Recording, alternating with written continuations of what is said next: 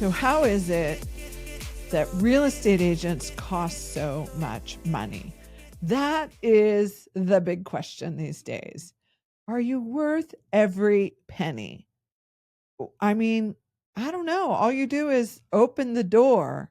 Is that the truth? Is that the perspective? I mean, we were on the phone the other day calling on behalf of one of our sellers, looking to help find a new buyer for their home.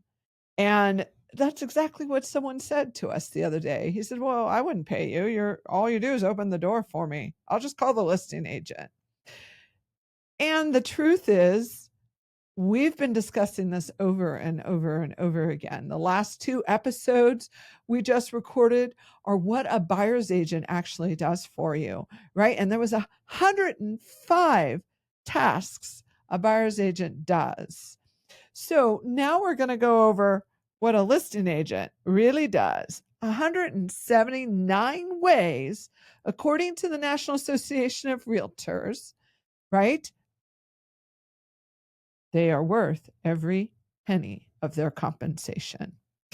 And you'd say, well, of course you say that, Lori, you're a realtor. Well, of course I say that because my job is, oh my goodness. Look, okay, here's just the basics. Number one, we have market expertise. We study the market. We look at the market every day. We're constantly looking at market trends, looking at what's happening. We're looking at pricing strategies to get your property sold for the most amount of money, right? Then there's marketing and exposure. We've got to market your property. We've got to expose it to your buyers. And that doesn't mean just putting it on the MLS. Sure, that's what an average agent does. They just drop it in the MLS and hope and pray someone shows up and buys your property. But an agent of the caliber of our office, right? We do so much more. We make sure it's professionally photographed. We make sure to help you get the property properly staged. We do what the average agent does too. We put it in the MLS, and then we go above and beyond with all of the advertising. And then you look at negotiation skills, the third aspect. Look, negotiating your property is, well, that'll show up when they negotiate their fees with you. When they sit down and go over fees, you'll see how they handle the money. I don't know. If they don't handle it well when they're sitting in front of you for the interview, how will they handle it with another agent? Pay attention to that. And then, of course, transaction management. Once we take the transaction, we got to get it on the market, get the paperwork through. We got to make sure that everything happens the way it does. I mean, so nice to come in on a Monday or Tuesday after a full weekend of negotiating and contracts and contingency timelines. And oh my gosh, it just keeps going and going and going. Transaction management is so important.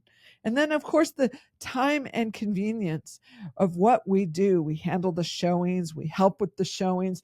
We sometimes have to physically show up to show the property and meet other agents who don't have access to your property for various reasons that we won't manage to notice here. And then, of course, their network and their connections within the industry, vendor recommendations, the opportunity to get to know other agents within the industry, right? And the experience and expertise of having the ability to handle complex situations, maneuver your way through them, and then you do want them to have the local knowledge of the market. That is just the basics of what you need to know. Now, into the details of what we do through the pre-listing activities of your property. So you say, what is pre-listing? That's before you go on the market. That is what happens before the house physically hits the real estate market. Is there really anything that happens? When you hire a great agent, there sure is, because they're going to walk with you every step of the way. I have clients that have signed a contract a year out to help them walk every step of the way until the big day when it goes on the MLS and becomes public knowledge to everyone else. So, number one, we make the appointment with the seller for the listing presentation. What we do over here at Real Estate Resolved is we make sure the appointment is confirmed. You get a reminder that your appointment is the next day, because all top producing agents always notify their appointment the day before and the morning of. It's just the way we do business here, right? And in advance, we send you the listing presentation so you can check it out, see what we have to offer, see what our marketing package is, see all the details of exactly what Lori Alvarez and team over at Real Estate Resolved does for you. Then number two, we send the seller a written or email confirmation of the listing appointment and call to confirm. 3, we review the pre-appointment questions. 4, research all comparable currently listed properties. Now you say, what are the pre-appointment questions? There's a couple of things that I need to know prior to coming to your house to sell your house.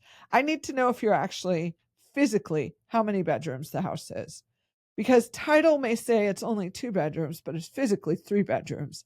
I need to know that in advance. I need to know if your garage is attached, detached, or not there at all, or converted. I need to know if you added additional square footage onto the property. I need to know if you have a backyard. I need to know what the interior, in your opinion, looks like. I need to know what you think the price might be that you are wanting to sell the property, because I'm not going to waste your time. If your thoughts on pricing are what I like to say cuckoo, I'm going to share that with you in the beginning. And if you're like, that's my only number that I'm selling it for, I'm not going to waste your time or my time. I'm not even going to bother to come out to the appointment unless you need me and ask me and you say, hey, Lori, I really just need to see the numbers with you. And then I can determine fair market value with you. You tell me that, I'll be at your doorstep. But if you tell me cuckoo, I ain't coming. It's just the way it is. Okay? It costs too much money and time for you and I, as the buyer and the seller and the agent, to do that. Let's see, what else do we have? Number 5, we research the sales activity from the local MLS broker marketplaces and public record databases. We also research the average days on market for the property of this type, price range, and location, right? We're making sure we have all that information when we come in to that appointment, so we're prepared for you. We download, review property tax roll assessor information. Again, you might say you're 1,700 square feet, but the property tax assessor says you're 1,500 square feet. That's why we ask these questions. We also prepare a preliminary comparable market analysis to establish what we think is fair market value. Now, this is based on not physically seeing your property. When we come out to the property, we're going to have a better idea of what the value is. Number 9, we're going to obtain a copy of the subdivision plat complex layout if it's available. If it's available, we're going to get it. And 10, we're going to research the property's ownership and deed type. Number 11, we're going to research the property's public record information for lot size and dimensions. 12 is we're going to research and verify legal description. And 13, research property's land use, coding, and deed restrictions. And 14, research property's current use and zoning. And then 15, we're going to verify that you're actually the owner. I had it happen. Christmas Eve, a couple years ago, I had some guy call me. He said, "Hey, Lori, I need you to hurry up and put these 2 pieces of real estate on the market. Can you hurry and do it? I just want to work with you. I just need to get it done. Gosh, Lori, you're such a great agent." I was like, wow, how does this happen on Christmas Eve? So excited.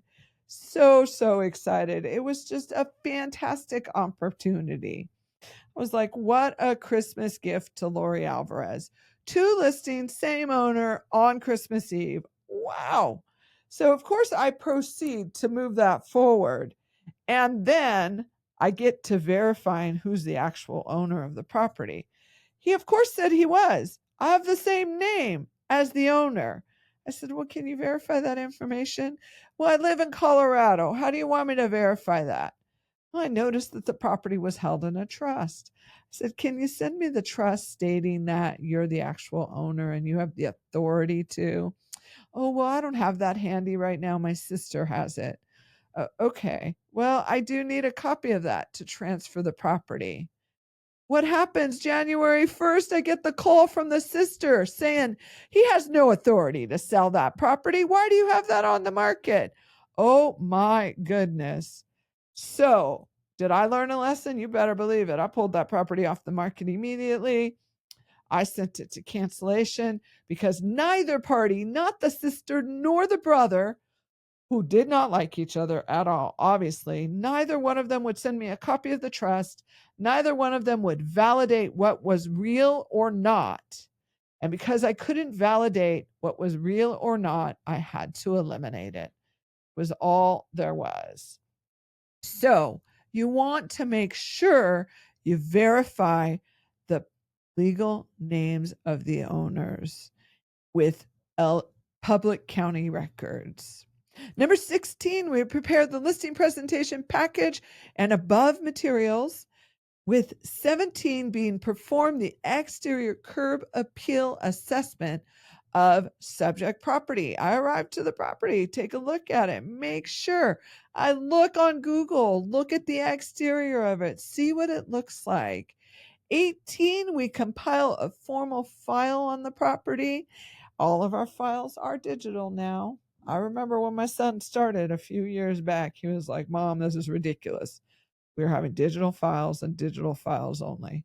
Whew, how I rebelled against that. And I'm so glad I went to the other side. My files are always available.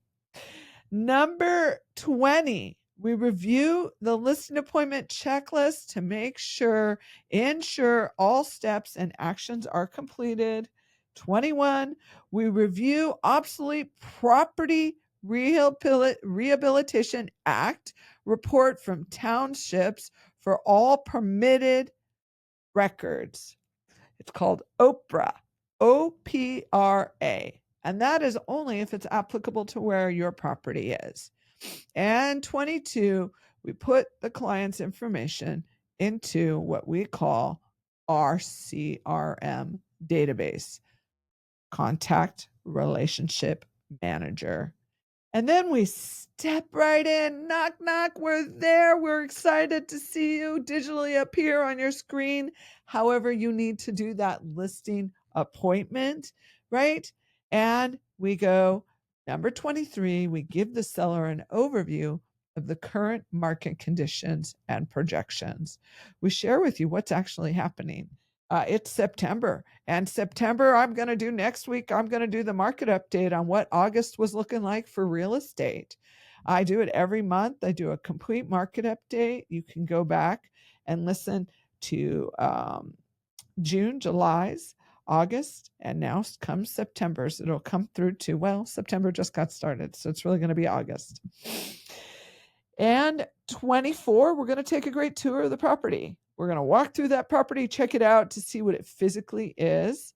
25, we're going to review the agents and company's credentials and accomplishments in the market. You want to know what you've been up to. What's your agent do? How can he help you? How can she help you? What does she do well? What makes her stand out? And then 26, we're going to present company's profile and position or niche in the marketplace. What does the company offer? What does the agent offer for that specific niche in the marketplace? Say you have horse property, you want an agent who understands and potentially specializes in horse property, right? It's very important. You got to make sure you check all the right boxes. 27, present a preliminary CMA to the seller, including comparable properties, sold properties, current listings, and expired listings. Now you say, wait a minute, what's a CMA again? A comparable market analysis, telling you what's happening with the current pricing in the area. 28, we offer pricing strategy and updates to a CMA based on the tour of a home and upgrades professional judgment and current market conditions.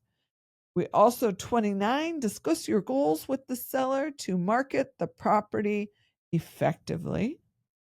30, we explain the market power of the benefits of the local MLS broker market. 31, we explain market power of web marketing, IDX, and Realtor.com. You have to understand what IDX is. That is the MLS sending everything out into the world internet system. That's what IDX is.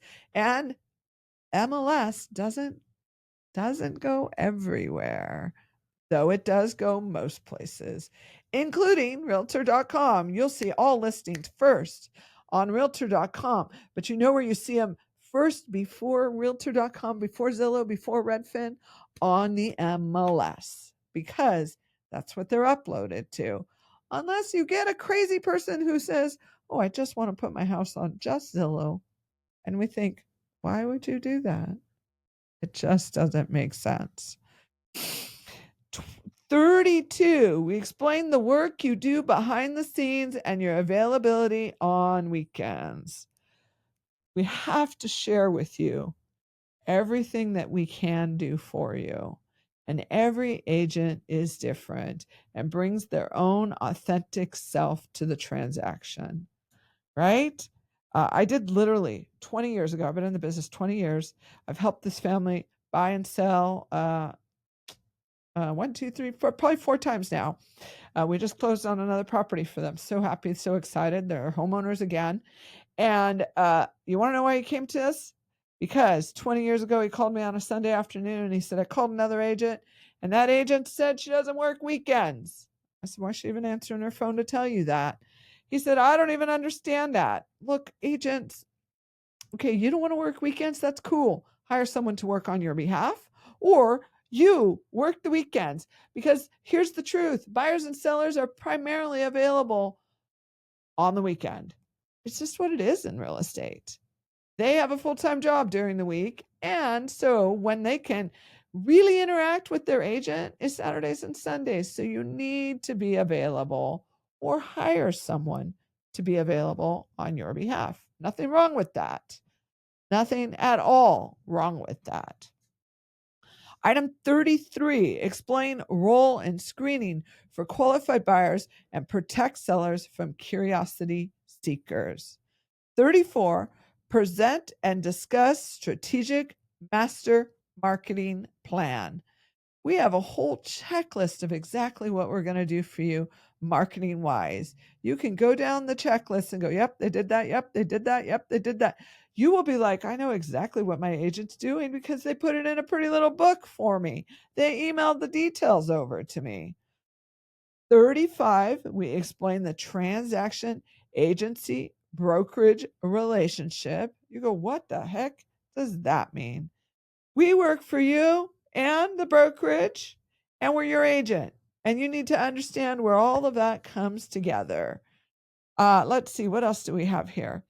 36, we review and explain all clauses in the listing contract and addendum, then obtain seller's signatures once property is under listing agreement.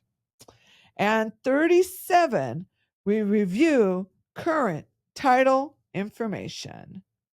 37, we review current title information to, again, verify all the information is accurate. And you, as a buyer, you need to be responsible to review that title report, to check to see what's going on with it. 38, gather square footage, measure overall and heated square footage as required. Gather square footage. Now, we are not the ones who measure your property. We pull that information from the MLS or we pull it from the property profile and we say, hey, Mr. Seller, is this accurate? And you say yes or no. If you say, I'm not quite certain, we have to say, we're not quite certain too, unless you want to or your agent chooses to pay to have the property measured. Because you can do that if you're not quite certain and you want to verify your square footage. 39, measure interior room sizes. 40, confirm lot size via owner's copy of certified survey, if available. 41, note all unrecorded property liens, agreements, and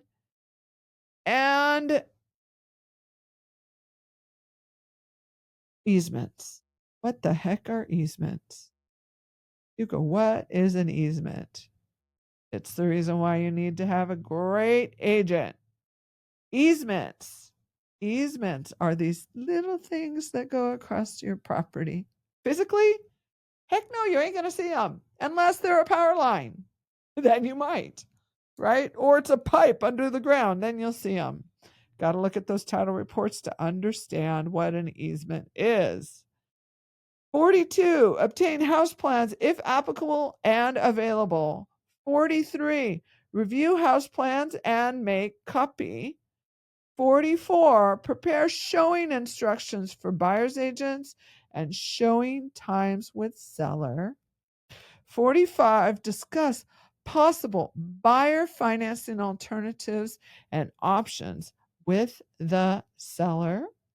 All kinds of different loans out there you can choose from. So you definitely want to know, wait a minute, is there a great loan?